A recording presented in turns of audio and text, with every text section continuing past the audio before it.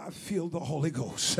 Can I take a little time here? I just want to roll into Hebrews for a minute. Well, now, you don't have to turn. I'll just tell you. In Hebrews, he says that it is impossible for God to lie. And this is the knowledge we have in him by two immutable truths.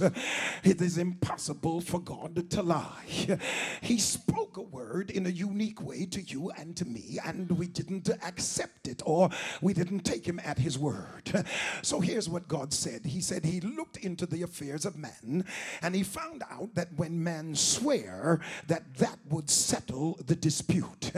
In other words, I have promised you something. All of us with children know how that is. You say to Tiffany, my daughter, I'm going to take you somewhere. I'm going to give you something. And every 3 minutes she would come and say, Dad, when are we going? And, didn't you promise? And I said, yes, girl, but, I'm busy. Just hang on for a while.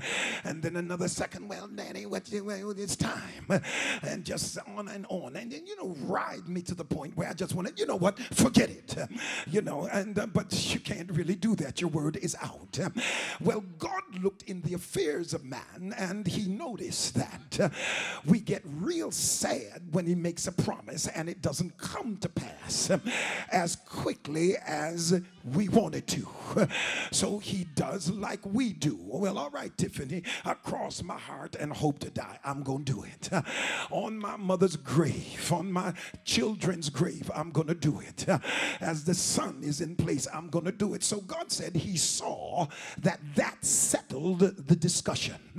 So in spite of the fact that he is insulted because we wouldn't take him at his word, he decided to bolamai. He decided to wheel us into his presence and swear. Now, he couldn't swear by the Son because he put the Son in place. And he couldn't cross his heart and hope to die because he can never die. He couldn't swear by the earth because the earth is his footstool. He couldn't swear by anything around him, so he swore by himself. So now I have his word and I have his oath. So by two immutable things, it is impossible for God to lie. And when I believe that, the devil's got to get his way out of my way, because the only thing the devil does not want me to do is believe God. Because when you believe God, you can look your circumstance in the face and say, weeping may endure for a night, but joy is coming in the morning. You see, it's critical to understand this because many times we have empowered people to define us, and we've allowed limited people to give us an identity, because nobody becomes anything without being formed by the relationships they have. And your self-identity is formed by the people you are around. When I have faith, I change my self-identity because I change the one who defines me.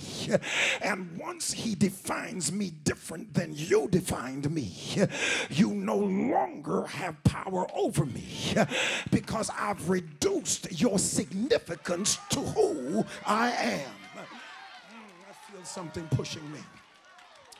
I gotta have an example.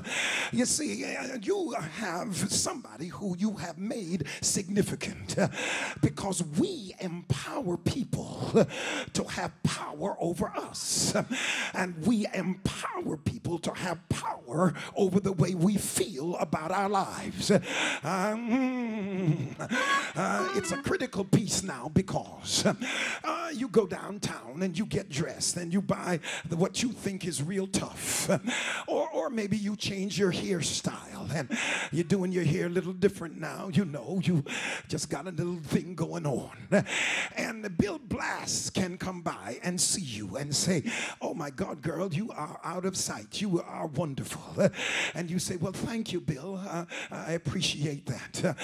Theory McClure can come by and say, my girl, you are, oh, this is astounding. And you say, oh, thank thank you, Mr. McGlue.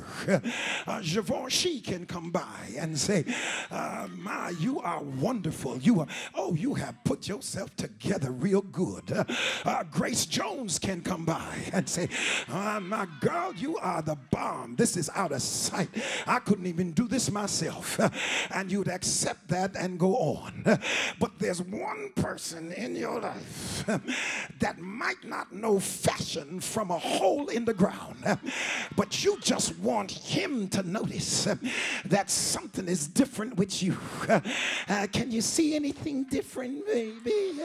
Do you see something different? And now he's missing the point. He don't see nothing different. And the longer he don't see it is the worse your day's getting. And you feel something rising up there. Don't you see? Look at my hair. Look. Because you have given him power to control how you feel. But when you meet Jesus,